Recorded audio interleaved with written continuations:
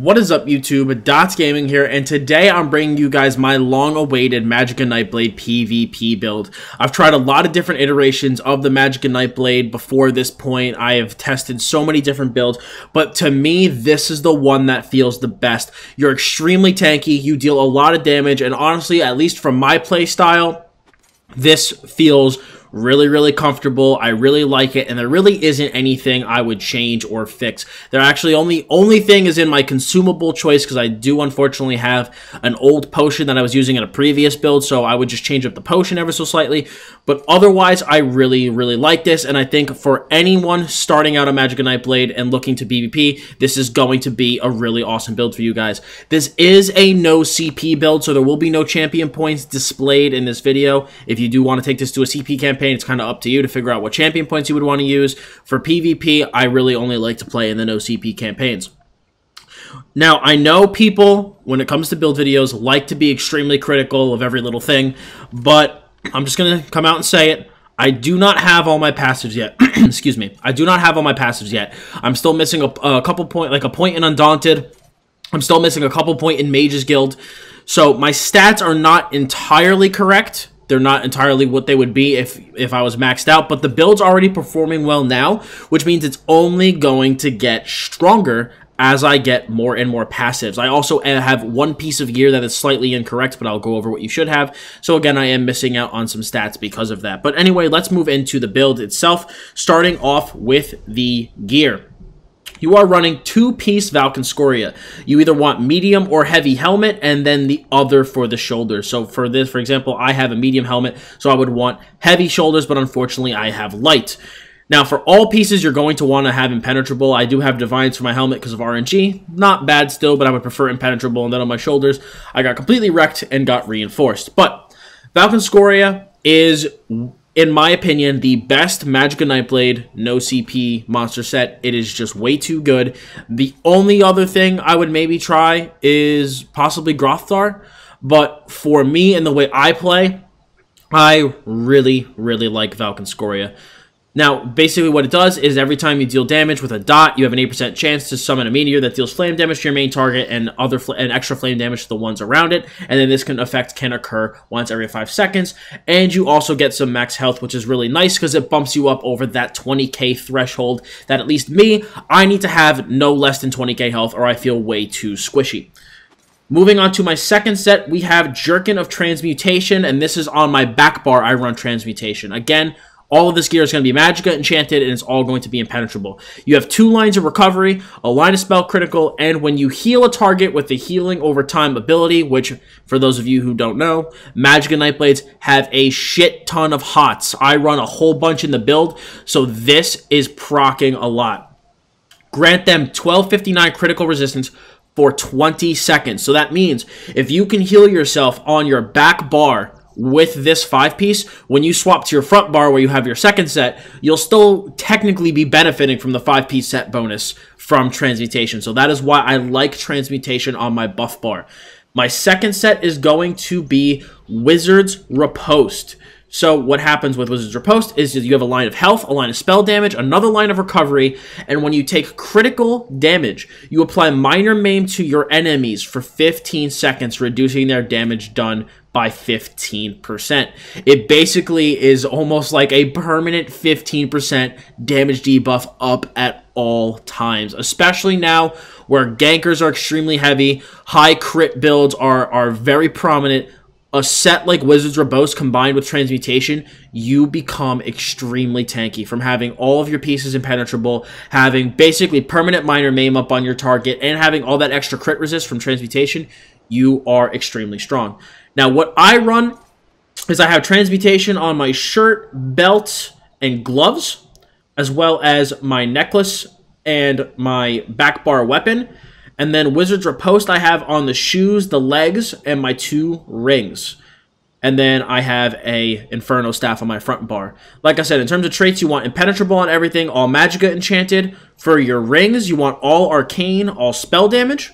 Okay? And then for your weapons, you need to have a Inferno Staff on your front bar, a Resto Staff on your back bar. You want to use a sharpened Inferno Staff on your front bar with a weapon damage enchantment to give you 350 extra weapon and spell damage. And then on your back bar, you want to use poisons. I just choose to use a Drain Health Potion that also increases cost. So it siphons all 3 resources and increases cost. And you can basically run whatever poison you want. If you don't run a 1 poison, I would recommend running a magic damage dealing, stamina returning enchant on this. I think that's what I have if I take off my poisons. I have the deals magic damage and restore stamina. So I would recommend running that on your Resto bar. And like I said, this is going to be defending.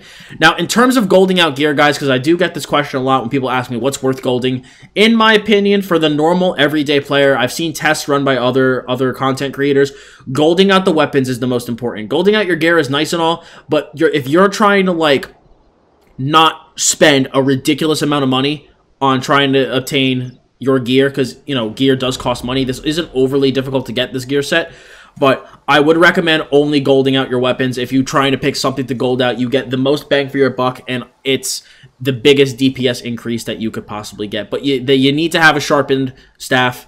I got mine off of a trader. Wasn't overly expensive. You could also go to the Alliance vendor in Vivek City and buy the random Alliance Point Inferno staves, and you can have a chance for one of these to drop, so you don't have to spend gold. If you have a lot of extra Alliance points, you could also spend them there.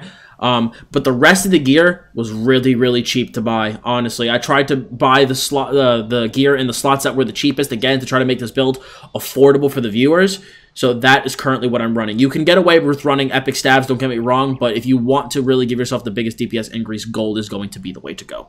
Now, in terms of abilities, on our front bar, we have our spammable Swallow Soul. Seal an enemy's life, dealing magic damage and healing you for 28% of the damage inflicted every 2 seconds for 10 seconds. And while slotted, you gain minor vitality, increasing your healing by 8%. This will, when you have all your hots rolling on your front bar, having that extra 8% healing is really, really nice. It helps keep you topped off. And Swallow Soul is a very cheap, good damage spammable. In my opinion, it's probably the best one you can get for Magicka Nightblade in PvP. For my dot, I use Degeneration. Degeneration also acts as my source of major sorcery, and it combos well into the whole HOTS feel. So you bind an enemy with chaotic magic, dealing magic damage over 13 seconds, and healing you for X amount, and an additional every 6 seconds. And your light and heavy attacks, which are going to always be weaving light attacks when you play this build, they have a 15% chance to heal you for 124% of the damage cost, so it just gives you extra healing rolling in, and like I said, this is my form of major sorcery. The reason I like to run Degeneration is because you can spread Degeneration onto so many different targets in a battleground and really just have the dots ticking and just constantly be proccing Valk and Scoria. Gives you a lot of extra healing coming in, and plus it gives you a Mage's ability, so you get to benefit from all of those passives.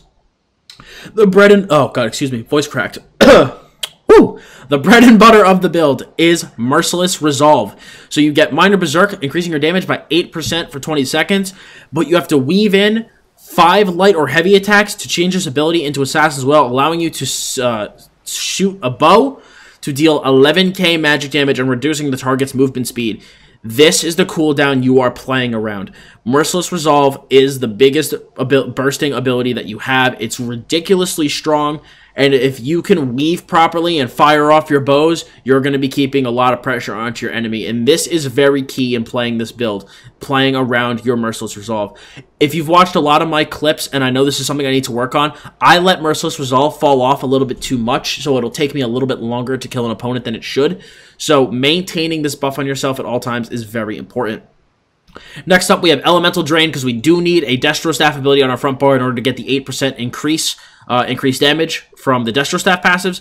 So I like to play Elemental Drain, which basically does Minor Breach, reducing spell resistance for a whopping 21 seconds, and it also does Minor Magicka Steal. So myself and my allies can restore 300 Magicka every second while we are damaging that opponent. So just 300 Magicka every second. You get a crap ton of Magicka regen from Elemental Drain, and I would recommend running it on your front bar for your Destro Staff ability, because again, I wasn't running it for a while, but you need to run it for, I believe it's this. Flame Staff increases your damage done with single target abilities by 8%. So if you're not running this, and let's say you're running Piercing Mark, you are missing out on 8% damage. So you want to make sure you are running this. And then, of course, we are running Mass Hysteria. You got to run Fear. One of the best CCs in the game. Undodgeable. You can't miss. And it is just so good. So you can terrify enemies, causing them to fear for 4.5 seconds. And then once the fear ends, their movement speed is reduced, and they're afflicted with minor maim, reducing their damage done by 15%. So if they haven't crit on you yet, and Wizard's Riposte isn't up on them, Mass Hysteria will make sure that they have minor maim up on them. Now, from my ultimate, because I do not run Impale, I like to run Incapacitating Strike. So ravage an enemy with a spinning attack, dealing disease damage and stunning them for 4 seconds, increasing your damage done them by 20% for 6 seconds. But the big thing is Major Defile, which will reduce the effectiveness of healing done to them. Now, I know some of you are probably wondering, well, Dottz, why are you running Incapacitating Strike and not Soul Harvest? For PvP, Incapacitating Strike is 1,000 times better than Soul Harvest. Having an ultimate with a CC in it is just too good to pass up. I also believe that your ultimates now do not scale off of like the damage type there. Like you'd see this is disease damage, so your instincts will tell you this will scale off of stamina. I do believe that ultimates scale off your highest resource pool, which for me is Magicka. So this will still scale off of Magicka. Soul Harvest is really a PvE ability, and even if this didn't scale off Magicka, I would run it anyway. It's just super, super strong, way better than Soul Harvest, and I would recommend running it. But I do believe it does scale off Magicka, so you do not have to worry about that. This thing is going to be good. Stuns, helps you finish off your targets, really, really strong. Now moving on to our Resto bar. We have Refreshing Path. Refreshing Path is our source of major expedition, and also if you're fighting inside of your Refreshing Path, you are constantly healing yourself, just hots, hots, hots, and you're dealing damage to your enemies every second. So while on the path, and for up to 2 seconds after leaving it, you and your allies are healed for 1040 health every second, and you gain major expedition. Super good ability. I honestly was not a huge fan of this ability for a while, but once I started using it and really learned how to play within my Refreshing Path, let me tell you, this thing keeps you tanked up and keeps your health just constantly regenerating. It's really, really good, and I highly recommend you guys running it. Now, I like to run Shadowy Disguise, so I have Cloak, so become invisible for 2.9 seconds, and then your next attack within 3 seconds will always be a critical strike. I like this over Dark Cloak. I find the minor protection for that tiny duration that you get it, I think it's kind of useless. I'd rather have a guaranteed crit, so I could either guarantee crit my Assassin's Will, I could guarantee crit a heavy attack from my Inferno Staff. I just think that this is significantly better, and you can pull off much better plays with Shadowy Disguise than Dark Cloak. Having Cloak now, because Cloak does work better now this patch than it has in the past, it allows you to dodge certain abilities, and if you time it right, like I've dodged Valken Scorias with this, I've dodged other Magicka Nightblade's Assassin's Wills, you can dodge a good bit of abilities with this thing. If you are in Cyrodiil, and you like to 1vx, and you don't really feel that you need Shadowy Disguise, you know, you don't want this, and you want to play something else, is the only ability swap I would make. You could run Mist form. You'd want to run Elusive Mist. So you dissolve into a Dark Mist, reducing your damage taken by 75% for 3.3 seconds. You remove all snares and immobilization effects, but you can't be healed or restore Magicka. And then Elusive Mist would make it so that you gain Major Expedition as well. That's what I would run in Cyrodiil, and even then, I like to run Shadowy Disguise in Cyrodiil. I personally prefer Shadowy Disguise in Cyrodiil, but I know people that do like Mist form. So if you like Mist form and are a fan of it, this is where I would make the substitution. I would take out Stealth and put in Mist form, but me personally, I much prefer to play with Stealth. Siphoning attacks. Imbues your weapons with soul-stealing power, causing your light and heavy attacks to heal you for 1640 health and restore Magicka for 20 seconds. And then when this ends, you get a big burst of Magicka back to your character. So as you can see, between siphoning attacks and between elemental drain, you can keep yourself really, really sustained with your Magicka. Like, honestly, I don't really have that much Magicka problems in this build, and I win a good bit of my duels simply because I'm able to sustain my resources much, much better than my opponents. So I like it. I know a lot of Magicka Nightblades do like running Leeching Strikes instead, which is the morph that gives you stamina back, but I choose to get my stamina back through my potions, or at least that's what I'm going to be recommending to you guys. That's where I was kind of saying I had the issue. I like to get stamina back through my potions, So I instead would like to run siphoning attacks on my back bar. If you would rather get your if you'd rather get more Magicka through your potions and run leeching strikes instead, you can. But this is just the way I play it. I prefer to run siphoning attacks. And again, another heal. I like to also run Mirage, which gives you Major Evasion, Minor Resolve, and Minor Ward, which is, again, a reason I run Shadowy Disguise and not Dark Cloak. So you get 15% dodge chance, and your physical and spell resistance are increased by 1320 for 26 seconds. Mirage is a ridiculously strong defensive ability. If you were not going to run Path, I would obviously say run Double Take, but because this build does use Path, I choose to run Mirage instead. Now, of course, the bread and butter of the Resto bar is Healing Ward. This is going to be the ward for the Magicka Nightblade. I do not like ward stacking on this guy. That's why I choose to run Healing Ward as my main shield and then run a shit ton of hots and dodge chance, because if you were to run, let's say, Annulment in addition to Healing Ward, you're just a really bad sorcerer. So I'd rather capitalize on the Magblade's strengths and get that through dodge chance and through hots and use Healing Ward as my main ward.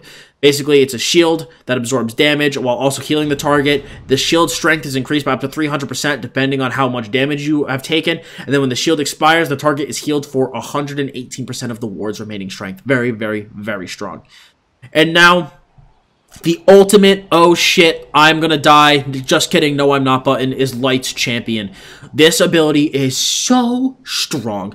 You get healed for 7.6k every second for 5 seconds. You also gain Major Force and Major Protection, increasing your critical damage by 15% and reducing your damage taken by 30%. So you literally pop Light's Champion, you get this ridiculously strong hot on you, Major Force and Major Protection, and you can instantly turn and go back on the offensive.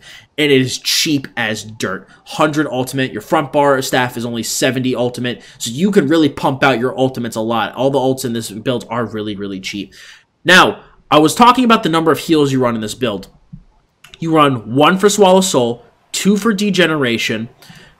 You also have Refreshing Path, Siphoning Attacks, Ward, so that's 5 separate heals. Then Light Champion is 6, and then you have Mirage for Major Evasion, Minor Resolve, and Minor Ward. So as you can see, you are a tanky mofo, especially with Transmutation and Riposte. You can stay alive for a really, really, really long time. Now, in terms of my stats, because everyone loves to see the stat sheet, again, this is not completely finished. I am currently have a little under 30k Magicka. I will get this up once I get my Undaunted passives finished, and once my Mage's Guild passives are finished. My max Magicka will be above 30k, which is pretty good for an OCP campaign. I have 1939 unbuffed spell damage, 38.7% spell crit. This is my spell and physical resistance on my front bar, 10.1k spell, 8 physical, and then on my back bar we have 15.3 and 13.1. And this is also the spell damage on the back bar, 1939. It's the same on both bars. Critical resistance, 1245. We run 1900 Magicka recovery, so I like to run a good bit of Magicka recovery. Health, again, I'm above my 20k threshold, so that's good. I have a little bit more on my back bar because I run more shadow abilities. And then for stamina, stamina is where people are going to be like, whoa, Dottz Gaming, your stamina pool is really freaking low. I know it is. I know it is. But that is why, you know, I don't mind running a bit of a lower stamina pool because of my potion selection. And my potion selection, I choose to run immovability potions. Now, this is not the right potion, okay? This is the wrong potion. I was using this from a previous build, but I have so many of them that I just want to use them all before I buy the right potion. So you become immune to knockbacks and disabling effects for 16 seconds. So that's 16 seconds that you don't need to break. You restore health immediately, granting your major fortitude and increasing your health recovery for 47 seconds. And then this will say restores stamina immediately, and then grants you, I don't remember what's major resolve. No, it's major something. Whichever the name is, the one is for the stamina recovery. So you would get 20% increased stamina recovery for basically 48 seconds. So this is where you run your stamina recovery. If you want to run Magicka. If you want to run Major Intellect on your potions and run Leeching Strikes instead of Siphoning Strikes, go ahead. That'll also work. I choose to run my stamina in my potions, or will be choosing to run my stamina in my potions, and I like to run Siphoning attacks on my back bar instead of Leeching Strikes. Now, in terms of food, you run Witch Mother's Potent Brew I love it. I love having the extra recovery. I know people that play with lower recovery. I like to have the 1900 recovery. In this meta, in my opinion, being able to sustain your resources is what will win you fights and will win you games. So having that higher recovery, in my opinion, is key. This increases your max magicka, max health, and magicka recovery. And it scales with level. It's a holiday item. At least I think that's where the recipe is purchased from. So this is where I get, this is, in my opinion, this is the best food. This is just the best food that you could use. Is there anything else I need to talk about? Oh, yes. Mundus. I run the Thief Mundus because I want the extra crit. If you were running this in a champion point campaign, you would probably have a good bit of crit from your champion points, so you could run Shadow instead. I do choose to be a vampire because of the fact that the vampire passives are super busted in PvP, mainly the one that gives you extra recovery, increased magicka and stamina recovery by 10%. Super, super strong. And Unnatural Resistance just makes you even tankier. Not that one, just kidding. Undeath makes you even tankier. So when you're in Vampirism stage 3 or higher, you reduce your damage taken by up to 1/3 based on your missing health when you're below 50%. So it just makes you tankier and tankier when you're about to die. In terms of race, the race that you're going to want to play, you have, I would really say 3 choices. I think High Elf is probably the best for this build. Because, again, you get the extra spell damage. Not the extra spell damage. You get the extra elemental damage, excuse me, Flame Frost and Shock by 4%. So that plays into your light attacks. Your light attacks are going to deal 4% more damage. I really, really like the 10% max magicka, but mainly the 9% increased magicka recovery. I like that more than the 3% cost reduction from Breton. If you're telling me, go fuck yourself, no, I like cost reduction better, then you can go ahead and run Breton. I personally like High Elf for my race. Breton would probably be my second choice, with third choice probably being Dark Elf. But in my opinion, High Elf is the best. But that is it for the build, guys. I might put I'm going to actually, next week, I'll probably upload a montage of me playing this build. If you've watched my streams, you know what this build looks like. My last couple streams, you know what this build looks like. I've been getting a lot of questions about it because I have been performing very, very well. And guys, keep in mind, Magicka Nightblade is not the easiest class in the world. It does take a lot of practice to be where you can just tank multiple people fighting you, and to get to a point that you can, while still keeping yourself alive, leave in your white attacks. Weave in your light attacks on your target to be able to proc your bow. It is something that will come with practice. Just keep working on it and just keep practicing, and you will learn to get it. The biggest thing when you're playing this build is to maintain your buff. So you want to maintain Siphoning Strikes, you want to maintain Mirage, and you want to maintain Merciless Resolve. If you can maintain those 3 buffs on yourself at all time, you are going to be very, very, very hard to kill and deal a lot of damage. The biggest thing, and it's the biggest thing that I need to pay attention to, is basically maintaining your Merciless Resolve on yourself at all times. It's 8% damage that you're missing out on if you don't, and the ability to fire off the Spectral Bow. So you know, think about it. You have a 30k magicka pool, 1940-ish spell power, and then when you get another 350 from your staff. So you deal a shit ton of damage. This build is relatively straightforward to play, honestly. You basically just want to, like I said, maintain those 3 buffs on you. Put Elemental Breach, or Elemental Drain, excuse me, on your target. Get Degeneration going so that your Valkyrie can proc. And then just light attack, weave, swallow soul. Try to play within your path, again, to keep yourself healed up and give yourself minor expedition so you're always able to run around really quick. If you see something big coming, try to cloak it so that you can dodge it. And when you feel like you want to go for a kill, what I would recommend doing is hitting them with an Incapacitating Strike, firing off your bow, and then just going to town on them. Just weave and swallow soul. Weave and swallow soul. You're going to deal a lot of sustained damage. Your burst comes from the Incap Assassin's Will combo.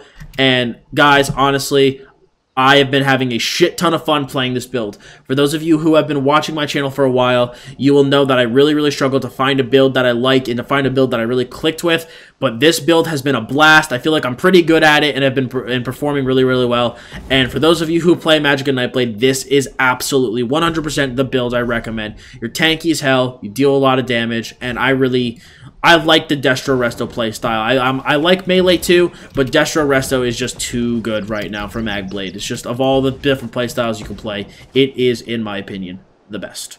So thank you guys so much for watching this build video. I hope you guys have enjoyed it, and I hope I explained it well. This is my first build video ever, So I don't know if the format was perfect. I didn't really script any of it. I kind of just talked off the top of my head. So I'm sorry if things did seem slightly disjointed, but I hope that it flowed well enough and that you guys did understand. If you like this build or have any questions about it, leave a comment below. Let me know what you thought. And like I said, if you like this build, please drop a like on the video. And to see more content like this, as well as more beginner-focused content and PvP streams and PvE streams, just awesome streams in general, please hit that sub button as well as the little bell next to it to always keep up to date with what I'm doing. So thanks for watching this video, guys. Really, really appreciate it. I am Dottz Gaming, and I will see you all next time. Enjoy the build, guys. Have a good one.